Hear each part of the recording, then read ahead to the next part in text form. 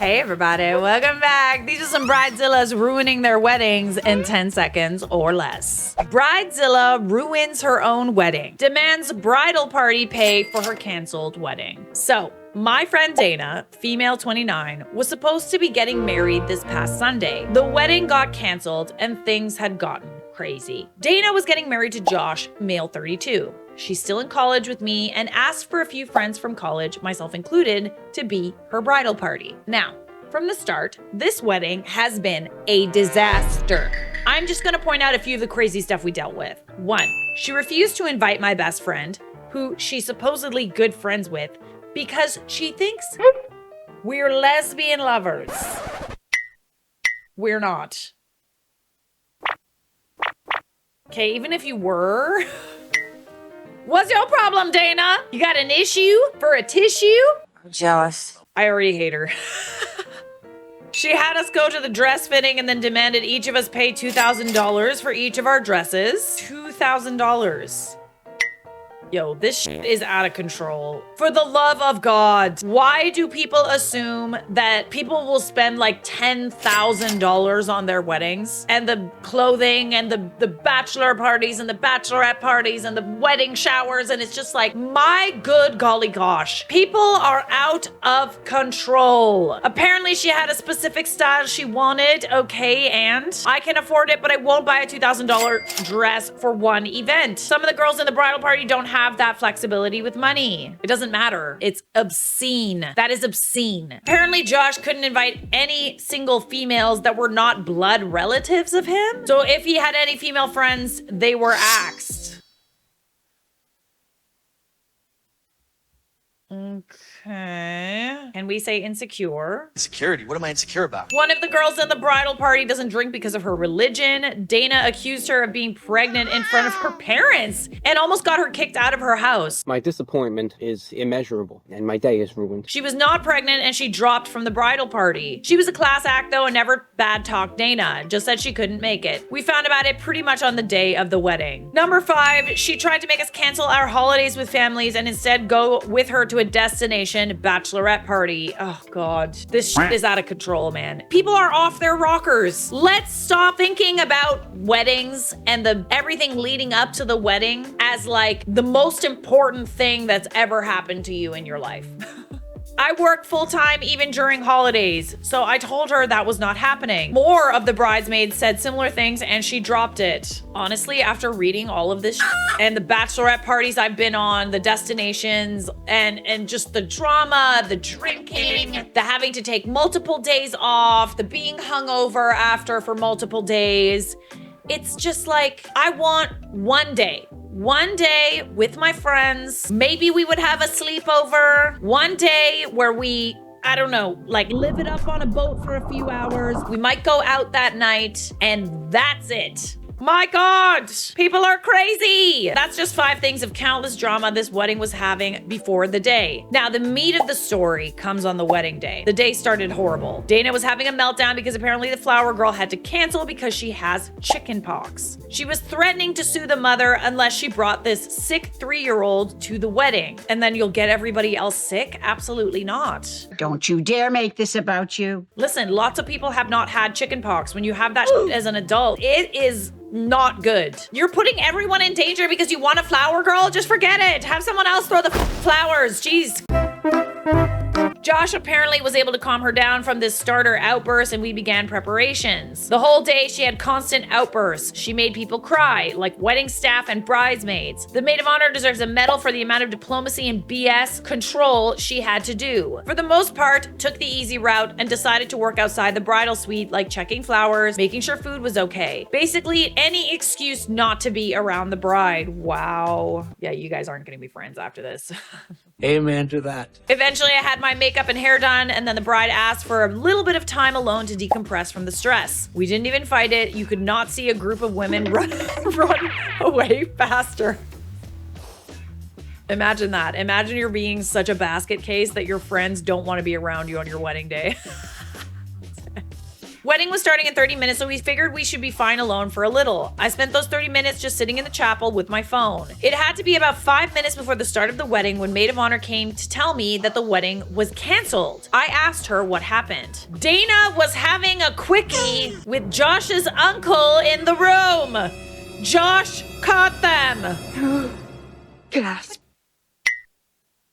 The uncle. The uncle.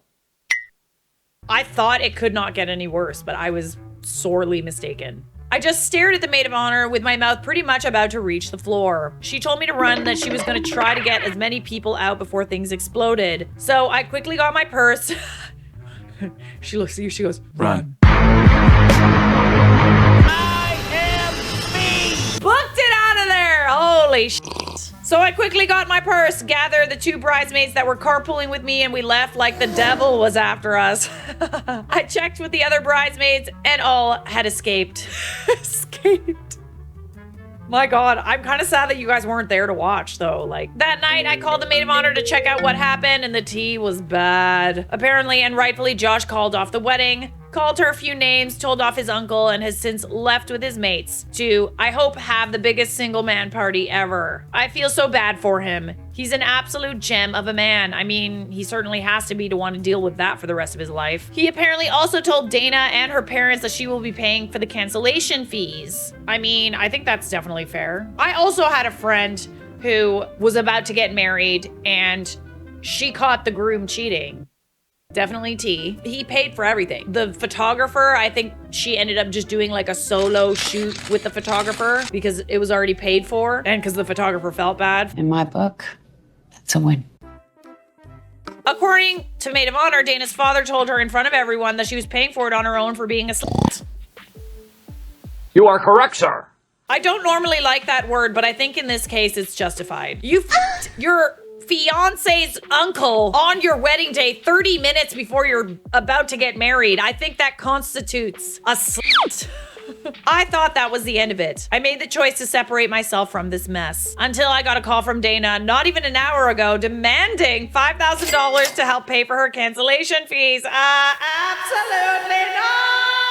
This whole operation was your idea. Go and suck an egg. It's my new favorite saying. According to Dana, it was our duty as the bridal party to pay her cancellation fees. No, it's not. Obviously told her no, and that she might as well lose my number. I am never speaking to this woman again. This has been pretty much the reaction of all the bridesmaids and the maid of honor. By the way, maid of honor, Josh's older sister. Oh, wow. Can you imagine asking her to pay for the wedding? You just cheated on her brother on the wedding day. You drinking all the Delulu lemonade. Small update. Hey guys, I know a lot of people want to know what happened. After talking to Josh yesterday, he asked me to only say that he's okay, figuring things out and moving on. We're gonna stay friends with him and his sister. Good. Dana was told that no one in the group wants to interact with her. Since then, it's been almost mostly radio silence. I can't share more about Josh's future plans as he's asked me not to. He did have a good laugh at some of the comments I showed him and appreciates the support. The one detail that I did get corrected on, for those curious, was the uncle. He's the younger brother of Josh's mother, and he's 55 years old. I thought he was married into the family, but I got the detail wrong. I also found out the most disgusting detail. The uncle knew Dana since she was a teenager. Oh God. Oh God, no. Please say it isn't so. Dana and Josh are high school sweethearts, so yeah, I feel gross knowing that. Yes, I also wish I did not know that. I miss the person I was before I knew that. I have a device. It can make us forget. It's like a double whammy, you know? Like, not only did she cheat, but like Josh's uncle, like his family member. Dishonor! Dishonor on you! Dishonor on your cow! Okay, we have one final update. Oh boy. Josh is doing much better. He moved to a new place away from Dana and has some of his mates as roommates. He cut off contact with his uncle, as did most of his family. I mean, fair. Jesus. Putting it all on the line for a quick screw, eh? Hope it was worth it. Have you ever been tested for STDs? He's put a pause on dating for some time, considering Dana was his first and only girlfriend for years, so he needs some time to heal. Dana has now become persona non grata with my friends. She's even tried moving in with one of them without telling her by appearing at 10 p.m. at night saying, "You can't send me away this late at night. I beg to differ, Dana." I beg to differ. You want to go home and rethink your life. Didn't work. Don't know where she's living, but I can say for sure she's absolutely, without any doubt, very much screwed. She has 4 lawsuits. One from Josh for obvious reasons, one from his sister for the dresses she bought, one from the bridesmaid she accused of being pregnant, and one from Josh's uncle since apparently Dana used his credit card. She apparently moved in with him after the failed wedding. Oh God. She's just like a Tasmanian devil. God forbid you end up in her path. So yeah, she threw her life away, and she's very much without support. I saw Dana's parents some day ago, and they haven't had any contact with her since the wedding. They're moving with their other daughter to another state, away from this hurricane of a person. As for Josh's sister, we've been hanging out for a while. She's become super tight with my friends, and we're even planning a trip sometime next year with her and her 7-year-old to Disney. And yes, we've all agreed to divide the babysitting. We offered, she didn't press us to do so. For the 3 people PMing, calling me misogynistic, how is she misogynistic? I don't get it. Oh, because she called her a I mean, if you can't be called a in that scenario, when can you be called? We're not calling women who choose to have relations. We are calling women who cheat on their fiancés right before their wedding with the uncle. Don't get it twisted. Well, I'm glad you got away from this person. And honestly, I know that this isn't an am I the a-hole, but sorry, you're not the a-hole. You're literally not. If she's an a-hole, I'm an a-hole, and so be it. Soon-to-be bride, all the way from Leeds, was getting married in Jersey, and she booked me in through, I think, word of mouth. Obviously, because she's from Leeds, she was only flying to the island for a week. I had to do the trial the day before the wedding. So it gets to the week of the wedding, and I'm messaging her, and she's not replying to me. It gets to the day of the trial and still no reply. Bearing in mind, she's already put down a 50% deposit. So I'm like, is this wedding still going ahead? The bum then randomly texts me saying, the wedding is still going ahead. Please be at the hotel tomorrow for, say, 8 a.m, I think it was. So I'm thinking like, okay, was it not going ahead? Like, what's happening? The bride's still not replying to me. But anywho, it gets to the day of the wedding and I get to the hotel for 8 a.m. I go to the reception and I ask for the room number and I go up to the room and I knock on the door. I can literally hear someone having sex. So like my first reaction is, am I at the right room? It's now 8:20. So if you're a makeup artist, you know how strict timetables are and schedules are for a wedding. Bearing in mind this is my first bridal party and I'm getting really stressed. I double checked with the hotel and I was definitely at the right room, so I knock again. At this point, a man leaves the room. I didn't think anything of it, you know, it's my first bridal party, I didn't know what to expect. Some soon-to-be husband and wife do spend the night before their wedding together, so I just thought, you know, they're a bit late leaving the room. Bride then peeps her head through the door and say, oh, are you Hannah, the makeup artist? And I'm like, yes I am. She has last night's makeup on, hasn't washed her hair, and stinks of alcohol. By this point, I was like, oh, the pressure is getting worse as she is not going to be ready in time. She's also steaming drunk. She could barely string a sentence together. Then the bridesmaids finally show up themselves. I mean, they're in no better state than the bride, but you know, I'm like, finally, let's get the show on the road. Let's start doing some makeup. The champagne, opening the Prosecco, the rosé. No food was in sight. It was almost like they were pissed already and they wanted to stay pissed for the day. So I'm like, whatever, let's get the first bridesmaids and let's get started. The bridesmaids are all pretty much ready. The hairdresser's in and starting doing the hair. I'm doing the makeup. Everything's going smoothly. Very behind schedule, but you know, things are going along quite well. I get to do the bride's makeup. Now, bless her, I can get the worst hangovers too, so I really do resonate with her, but she was in no state to walk down an aisle in a couple of hours. I was like, this can't be happening for this poor girl. By this point, the bridesmaids are getting a little bit more pissed, you know, a little bit more louder. The music's getting turned up. I can't even hear myself think. And one of the bridesmaids shouted out, I think she might have been the sister. So who was here last night then? You can imagine my face. What do you mean, who was here last night? Who was here? Was that not your husband? What do you mean? So by this point, my ears, they're fully out and I'm ready to hear all gossip. But then at the same time, I just started doing the bride's eye makeup and I was like, please, this is not the time for the girl to start tearing up here. I've just done my smoky wing. Obviously, she starts crying. So me being me, I just said, just go to the toilet and have a breather. Like, it's fine. We'll continue in a minute. By this point, it's been a good 15 minutes, but she comes out of the bathroom, everything's fine, and I continue with my makeup. We're already like a good hour behind the schedule. Is what it is. The bride's mum then walks into the room. Now, I have no idea if one of the bridesmaids was a sister or a family relative, but whatever happened in that bathroom, someone had updated the bride's mum. The mum then walks into the hotel room, storms up to the bride, who I'm doing her makeup currently, points her finger at her, like, you dirty little I was like, can I not just do this girl's makeup in peace? Anyway, cut a long story short, she basically had an affair and cheated on her husband the night before the wedding. I don't know why I'm laughing. And the man that left that hotel room in the morning that I politely said hello to was just a randomer. It wasn't the groom. If you're wondering, yes, I did continue doing her makeup. And yes, she did go and get married that day. After the wedding, she was meant to pay the remaining 50%. Did she pay it? No. Did I hear from her again? No.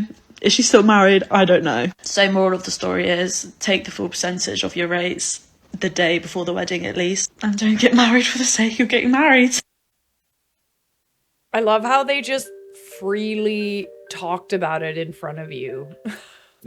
I love how they were all just kind of like standing around, like drinking, getting lit, and like kikiing about the fact that she cheated on her fiance the night before her wedding. Like so nonchalant about it. Okay, so who was here last night? As if it was like not a big deal? Okay, I'm sorry. I think it's probably best if you're doing this the night before your wedding, or you're even thinking about doing this, you're not ready to get married. And I don't know if you'll ever be. Honestly, props to you for maintaining your composure throughout all of this. Like the fact that you showed up and you just did the job. I guess she did still get married that day despite everything, but like, holy crap. You're not getting paid enough for what you do, I'm telling you. Frozen. Bridezilla. I was doing a first time wedding photo/video shoot with a new business in January in Canada. It was -50 on this day. You were in Alberta, weren't you?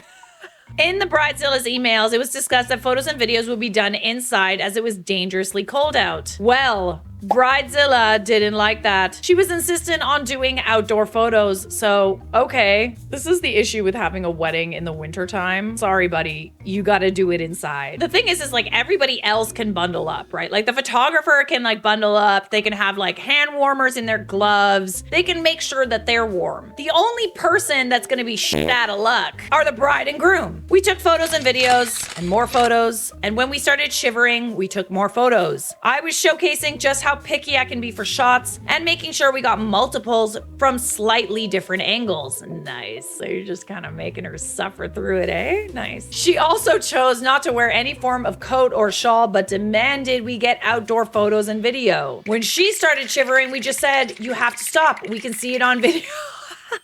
Then we took more photos and more outdoor shots until her skin was so bright red, she was looking like the Canadian flag herself. She was a raging and tried to email the boss saying how we all talked about how hungover we were. We weren't. But she only said that about the two Indig photographers, me and the third was Indig. My boss created a beautiful video and conveniently made it all about the husband, with maybe 2 shots of the bride. It was glorious and I have 0 regrets. A photographer's revenge, eh? Love to see it. Well, she wanted outdoor photos. She just wasn't prepared to suffer through it. See? Now all you have to come away with from that entire experience is a shitty video that you weren't even in because you insisted upon having photos and videos outside in -50. Stupid is as stupid does. I got a call from the bride-to-be and she says, unfortunately, the groom passed away. Oh. So, you know, we're like crying together on the phone, really, really sad. And she asks for her deposit back. And, you know, as any wedding professional, like you have your contracts. Did she lie? All deposits non-refundable. They're in most contracts, as are in mine. But obviously, you know, when the groom dies, it's kind of hard to have a wedding without him. And also I'm not, you know, a monster. So it's like, yes, come get the deposit. So she comes in, she gets it, like we hug, we're on our way. Fast forward like 3 or so weeks. I got a phone call from the groom. Holy shit. I knew it.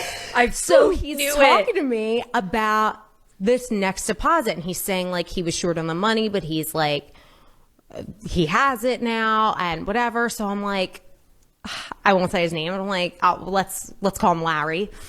I'm like, Larry, I am so surprised to be hearing from you. He's like, a little thrown off guard. He's like, what? I'm like, are you calling from the beyond? I was under the impression that you were dead. Oh my God, absolutely not. Dude, she totally lied about him dying and wanted to get the deposit back. God, how is it that I called it? Why would she do that? Does she want the money for herself? Like, I thought that maybe like the wedding was canceled and she wanted the money back. But no, the wedding is still happening. So why are you trying to cancel this photographer? And you feel the need to lie about it? So that turned into a would-be lawsuit. She returned no the kidding. deposit. And the craziest part about it is, like, if she just came to me and said, I'm calling off the wedding, like, the wedding was a year away. So, like, not much had been done yet. They had, like, just kind of booked me. Like, it's not the same for every situation. And a contract is a contract. So, like, you know, I would have the right to keep the deposit. But in that scenario, if she was like, we're in a pinch and I'm not doing it, I'm leaving this MFR, I'd be like, all right, like, we haven't done much yet. Here's your deposit back. But yeah, she went the death route. And How Crazy. What the What is wrong with you? okay, so wait. If you guys were watching that on YouTube or Spotify, you saw our jaws hit the floor. Questions. What So did I. Yeah. Holy Okay, so she told you he died. Yes. Right? Yes. And homeboy is oblivious to the fact that he's even been broken up with. So she broke up with him. There was some kind of, I didn't even get into the details, but from what I surmised, there was some sort of incident that happened between them that seemed that he was at fault. Okay. I think there was also a money factor in that. So he had like promised her a certain amount and then he couldn't come forward with it. Something else happened, straw that broke the camel's back. She was just like, I'm done, I gotta get out of this.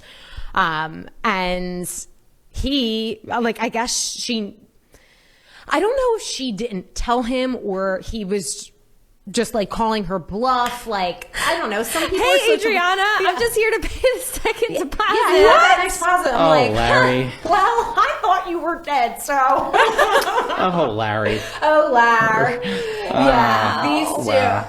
So that was pretty funny. And I would never, like, I did look, I'm not going to lie to you, when she first called me, I was like partly ashamed, but I did look up his obit and I couldn't find it, but I was like, you know what? Everyone's circumstances are different. Like, I can't ask her for a death certificate. She just lost her fiance. Like, oh my that's God. crazy to do. You don't ask someone for that when they've lost someone, but goddamn, I don't know what Wow, that's like a low thing to do. Well, my mom said to me, she was like, you have to think if someone is in the position where they are like so desperate that they're going to fake someone's death, like she must have really like been in a pinch. Yeah. And I get that, but morally, bad news. Yeah, I Damn. don't know, man. That ain't it. So that's one of my wild ones.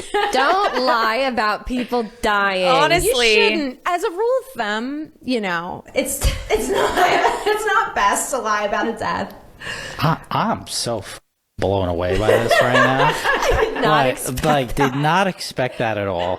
That might be yeah. You want to talk crazy wedding day horror stories? That takes the cake.